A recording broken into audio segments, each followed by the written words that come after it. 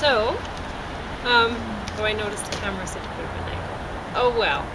I made James some pasta. He chose pasta out of the different things. I gave him a few suggestions. And, I'm fasting from early this morning, maybe about 5:30 until this evening. Well, it'll be until tomorrow morning actually, but yeah. I mean, the night really doesn't seem to count. So anyway, so I'm not eating, but I gave him a couple choices, and I'm starting to feel all dopey. I put on some vetiver essential oil, quite a lot of it. I'll tell you why in a while, but so that's helped a bit.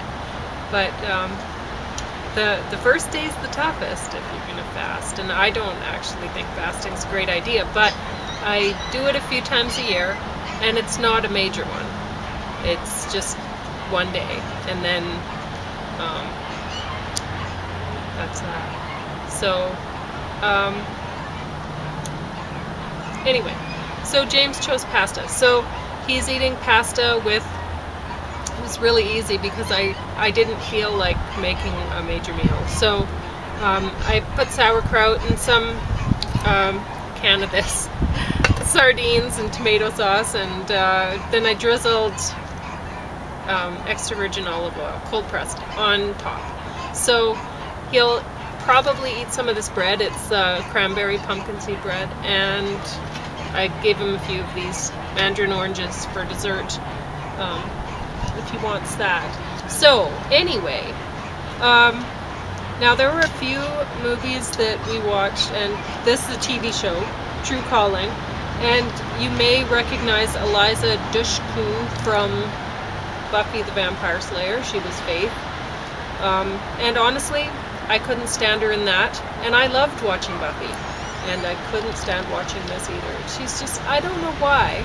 She's very pretty, but I don't like her eyes. They don't seem to close at the same degree or something. I don't know what it is about them. And I mean, she does have great hair, but I think she would be an awful person to be around. I just don't, something about her not meshing with me.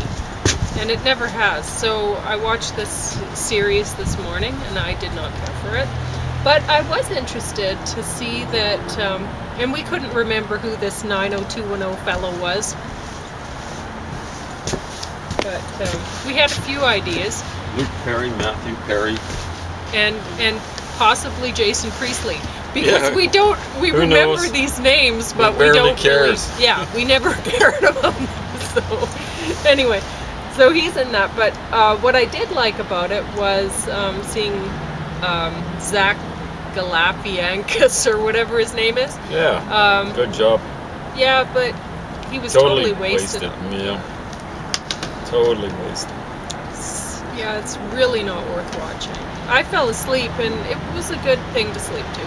Oh, it was awesome. Yeah, I had a good snooze through. Good. I can't complain. So, I don't know. And Venom with Tom Hardy. I slept through much of that too, and I didn't care. Hardy to watch, eh? It was the most boring Marvel thing I've ever seen, honestly. You know, I didn't even see one speck of it, so I couldn't tell you if it was a snooze fest or whatever. It didn't. No. It was already. I mean, there were a lot of special effects as usual, and lots of action, and. But the action didn't get any traction, eh? Not for me. There we go. It did not. There just wasn't enough reason for me to care, honestly, about there wasn't enough story there to pull me along. So. Didn't pull you along, put you. I don't know. They could have done a better job explaining the alien invasion sort of potential, or maybe that would have interested me more. I fell asleep. I slept through almost all of it. I don't care. And there's no Stan Lee to make sure that for getting things right. No, but he was. There was a little clip with him in it. So I think what they've done is they were smart. They realized, wait, he might die. And they made a bunch of clips to chuck into each movie. I think that's what they've done. So we might see him in 20 years. 22nd century. Don't know. Yeah. So the Happy Time Murders with Melissa McCarthy and a bunch of Muppets. Well, they call them puppets in this, but they're Jim Henson-esque sort of things. Yeah, they're maybe afraid of getting sued. Who knows? Maybe. So anyway, I laughed a few times. It wasn't too bad, but it wasn't her best work. No. It's close to Muppet Puppet's best work, but yeah, I was shocked to see. Like there was a point when a puppet, she was sitting there and she uncrossed her legs and recrossed them, and you could see her.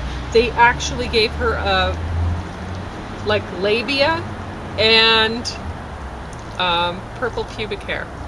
You could see that's it. hilarious. So this is not Sesame Street kind of stuff. So don't get it for your kids. Okay, so now we're getting to the why I put on Vedivert. Reduces symptoms of withdrawal when coming off medication, especially tranquilizers, balances the central nervous system, eases anxiety, confusion, and indecision, debility, depression, hyperactivity, hypersensitivity, impatience, insomnia, mental exhaustion, menopausal symptoms, nervous tension, panic attacks, premenstrual syndrome, and stress-related conditions. Sedative, especially for the nervous system, earthing, and grounding. And so boy, as soon as I smelled it, I felt a lot better. Oh yeah? That's Vedivert. So, if say you're wanting to do a bit of a detox or a bit of a fast, and you know it does not make you feel very great, you might want to try just putting a little bit of that on. Or just even having the essential oil bottle with you and just giving it a sniff every now and then. It'll make you feel a little bit better. What's wrong, darling? It's just I clicked some pasta. Oh, I don't care. You can do that all you like. Guess I don't need the bookmark in there any longer. So, this was excellent. Rainwater Harvesting by Rob Avis and Michelle Avis. Hi, Kat. You can smell the sardines, eh? But you can't have them. Oh, they're not for you. It's a nice looking cat. And this one came from the Pitcher Butte Municipal Library. And they're I guess I could show you this. There are all sorts of Excel templates to help you calculate how much, like what size of storage tank you'll need, like for your rainwater storage, and just so that you can calculate how much water you use and how much you need at specific times of the year, whatever, right? So, and this is all through the book. They explain how to do all that. Now, I did take a lot of notes, just different things that they mentioned about water, whatever, at the beginning, and it was useful for that. But what I really liked about this book was the Excel templates. I will use them, so that's terrific. And while I'm reading this, I'm getting a whole bunch of ideas in my head of what I want to do, and it's really inspiring. So I would recommend that everybody reads this one. It's great. So, since James is still eating, I will talk about this. I didn't know if I'd have time. But it's American Horror Story Cult. And this one just came into our library. It was a 2017 thing, but I don't know why it took them so long to get it in. But I noticed on it was like... Maybe there isn't a cult over at the library. January 10th it came in. So I would have been the first one to get it, I'm sure. Or close. Pretty close. So anyway, it was good. I like watching these just because I like the the whole idea of the same actors playing different characters they're always scary kind of stories, right? But they're horror stories. And it's through history. So they're the same characters, and sometimes they'll even play a couple different characters, like one actor will play a couple different characters. You have such an audience building up here now. Do know. I should show them. Yeah. People. Okay. The one is a good-looking cat. The other one? Well, he's okay. Yeah. You know, this long-haired cat, he used to be just awful looking. Mm-hmm. So someone's fixed him somebody up. fixed him up, and he's looking okay now. Oh, the one guy's going away. He's like, oh, we're not going to get any sardines. Should just go. He's got a little bit scared by it, didn't he? Oh, maybe that's what it was. Well,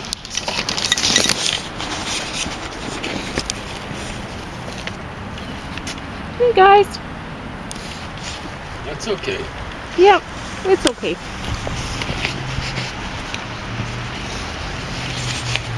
You like food?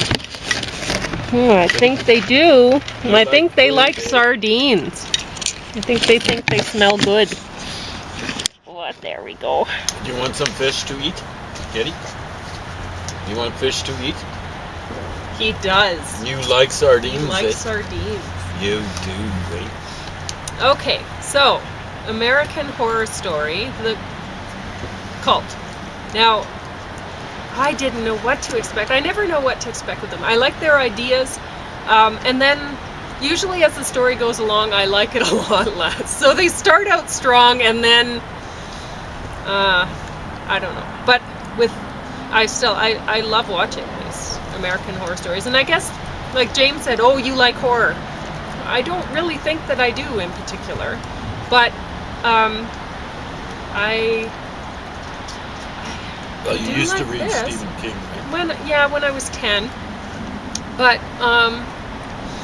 Kind of a judgment on Stephen King, eh?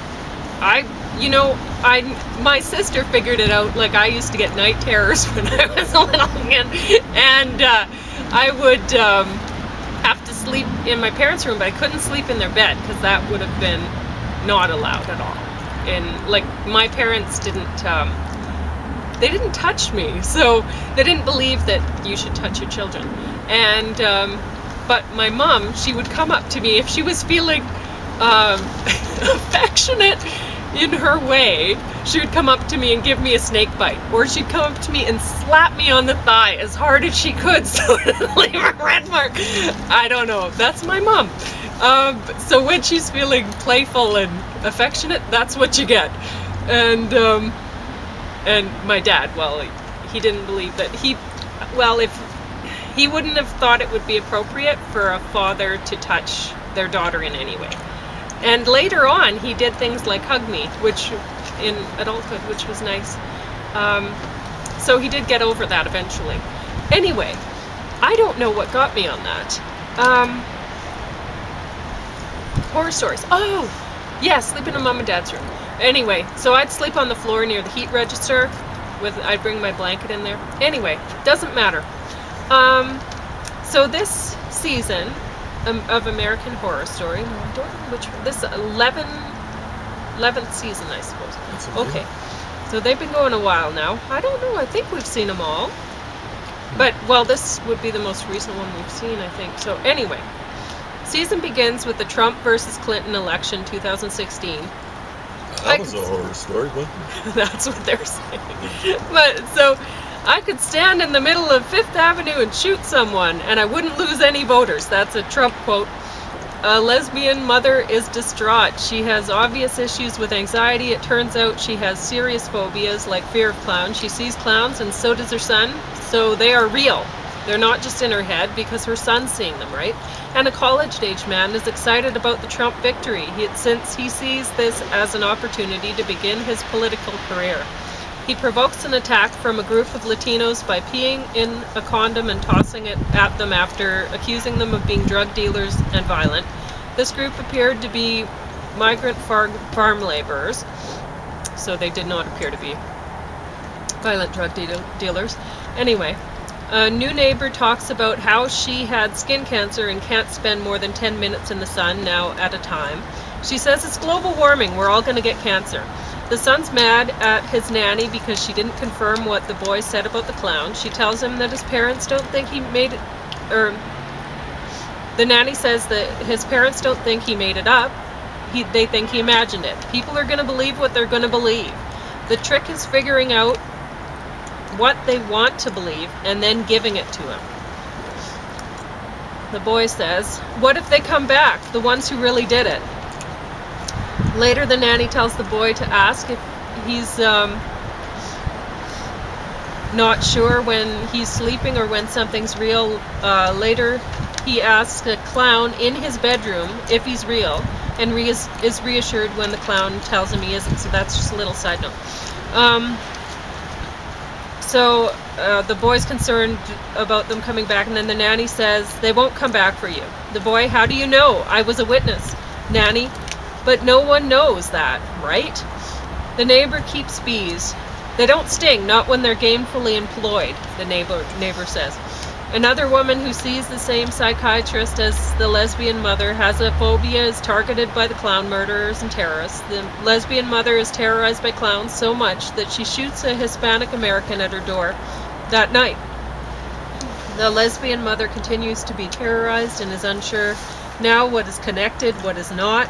She suspects her neighbors of terrorizing her, and it turns out that they are connected, but it seems irrational that these events in her life are connected. Protesters are gathering outside the lesbian's restaurant, and the insane and frightening want-to-be city council member is obviously in control of their actions.